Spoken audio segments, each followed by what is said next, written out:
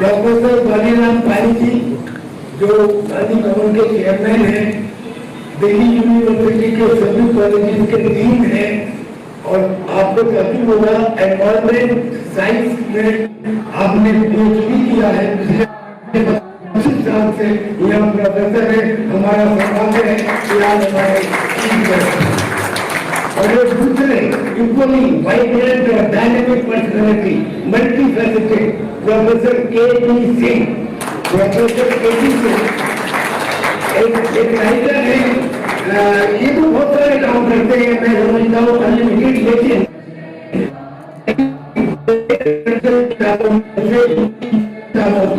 Release किया उत्तराखंड के governor माननीय लेफ्टिनेंट जनरल रणजीत सिंह ने, और मुझे सौभाग्य प्राप्त हुआ कि मैं वहाँ पे मौजूद था। मुझको उसी वक्त महसूस हुआ कि yes there is something new, इनको राष्ट्रीय सैनिक संस्था में छोड़ा गया। ये वो व्यक्ति है, ये वो व्यक्ति है जिन्होंने अपना पैसा लगाया कंप्यूटर लेबोरेटरी बनाने के लिए या सेमिनार हॉल बनाने के लिए। Proud of you sir,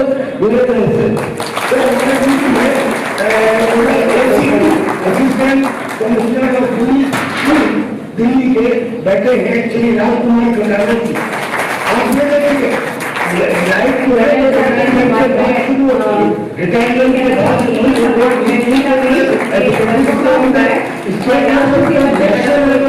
international level पे 100 से ज्यादा पदक जीत चुके हैं और काम कर रहे हैं।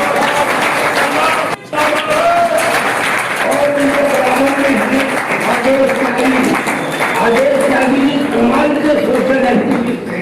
इस आदमी में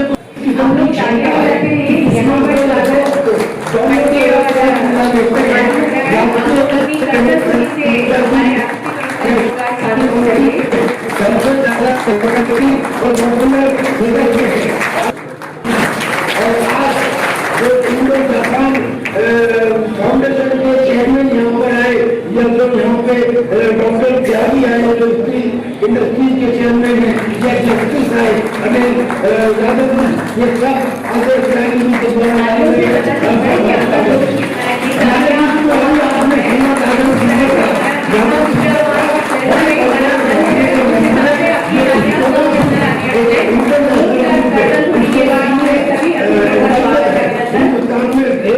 और मस्जिद बनाने का काम उनके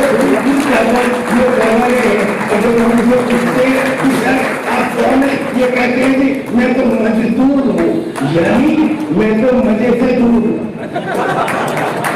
और इसके बराबर में है गौरव सैनानी ज्ञान से, ये गाजियाबाद से आता हूँ, गाजियाबाद जिला के ये जिला अध्यक्ष है, एक एक्सेप्शनल पर्सन, जमीन से जुड़े हुए व्यक्ति है, और हम सब बैठे हैं, हम सबसे ज्यादा महत्वपूर्ण आप सब, क्योंकि एक बात तो निश्चित है कि अगर आप जैसे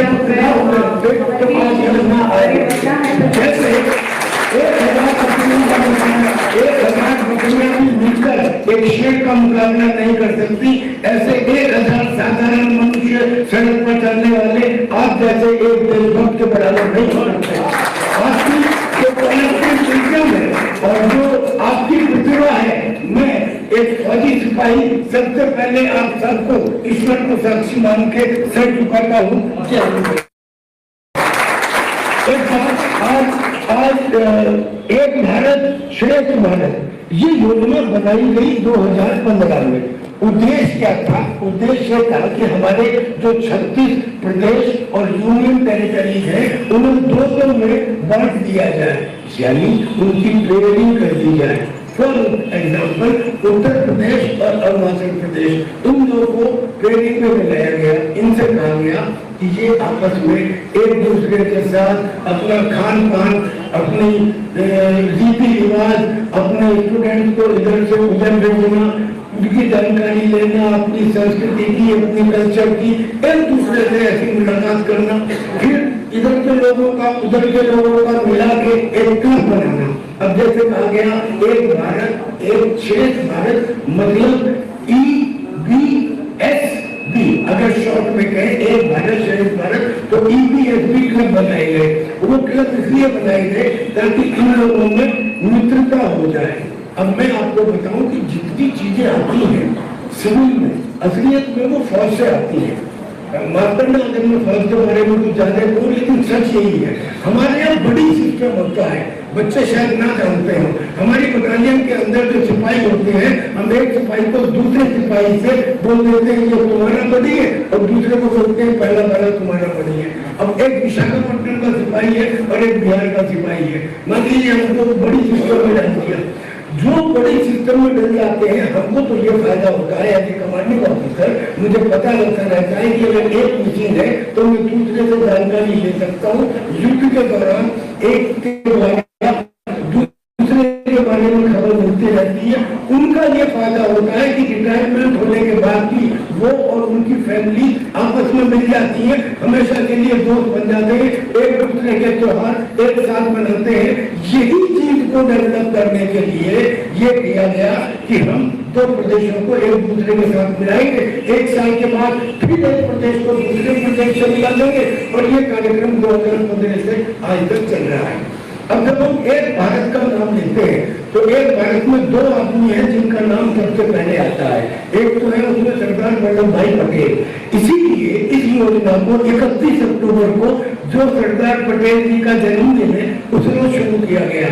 वही आदमी था जिसने 500 से ज्यादा रियासतों को हिंदुस्तान में जोड़ा, जूनागढ़ और हैदराबाद जैसी रियासतों को, और टैक्टिक्स से देश काल पात्र के हिसाब से साम दाम दंड भेद सबका इस्तेमाल करते हुए जूनागढ़ में उन्होंने बाकायदा उनका राशन बंद कर दिया, वो लूटने पे आ गए। हैदराबाद के रजाकार नहीं माने तो बंदूक का इस्तेमाल किया, वो लूटने पे आ गए। ऐसे ही जो दूसरा नाम है एकता के लिए, वो है नेताजी सुभाष चंद्र बोस का। आपको शायद जानकारी हो, 14 अप्रैल 1946 को मणिपुर के पास एक जगह मोइलम, उस मोइलम में एक बड़ा युद्ध हुआ। किस में? आजाद हिंद फौज में। अच्छा, पहला युद्ध था जिसमें जापान की फौज अंडर कमांड आजाद हिंद फौज थी। अंडर कमांड का मतलब तो हेड कौन था? आजाद हिंद फौज। उस लड़ाई के बारे में खुद माउंटबेटन ने लिखा है कि हमको सबसे ज्यादा उस लड़ाई में नुकसान हुआ, लेकिन इसकी जानकारी आई नहीं बाहर। वो लड़ाई जीती गई थी, मोइलम की लड़ाई जीती गई 14 अप्रैल, जिसका अनाउंसमेंट तो पहले कर दिया गया था। तो आजाद हिंद सरकार कायम कर दी गई, बैंक स्थापित कर दिए गए, पोस्ट ऑफिस स्थापित कर दिए गए, करीब 5 महीने तक लगातार सरकार चली। उसके बाद क्या हुआ उसको छोड़ दीजिए, लेकिन उस समय हिंदुस्तान पाकिस्तान में डिवाइडेड नहीं था, इट वाज अनडिवाइडेड इंडिया। तो अनडिवाइडेड इंडिया का दूसरा नाम आया नेताजी सुभाष चंद्र बोस। अब समझ ये उठता है कि इसको श्रेष्ठ कैसे बनाए। श्रेष्ठ बनाने के लिए सबसे ज्यादा बात जिसको जोर दिया गया इस योजना में, वो थी कंपोजिट कल्चर। मतलब मैं तुम्हारा रिपीट करूंगा, वो था कंपोजिट कल्चर डेवलप करना। कैसे डेवलप करें? अरे कहते हैं संतोष जिला में हिंदू मुसलमान एक है, एक मिल जाओ, लेकिन उसके बावजूद झगड़े हो रहे हैं, हम में कोई डिफरेंस नहीं है, फिर झगड़े हो रहे हैं। ऐसे समय में रोल आता है दिल्ली यूनिवर्सिटी। हमारे चीफ गेस्ट यहाँ पे बैठे हैं, हमारे विशेष अतिथि प्रोफेसर दिव्य सिंह भी यहाँ है, दिल्ली यूनिवर्सिटी के बहुत बच्चे यहाँ हैं। मैं एक बात पूछता हूँ, क्या कोई समस्या आदमी से बड़ी होती है? क्या कोई ऐसी समस्या है जिसका समाधान ना हो? क्या हम कोई ऐसी चाहे छोटी नहीं समझ सकते जिसकी किसी के पास कार्ड न हो, और ऐसी चीजें विशेष कार्यक्रम में आप सभी का हार्दिक स्वागत और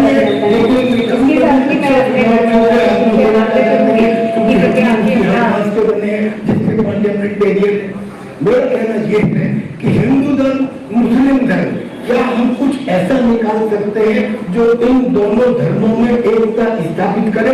यस, एग्जाम्पल सन का स्पेक्ट्रम, सारे पढ़े लिखे लोग जानते हैं कि सूर्य का एक स्पेक्ट्रम होता है, उसमें जो किरणें आती है वो एक नहीं होती, बहुत सारी होती है।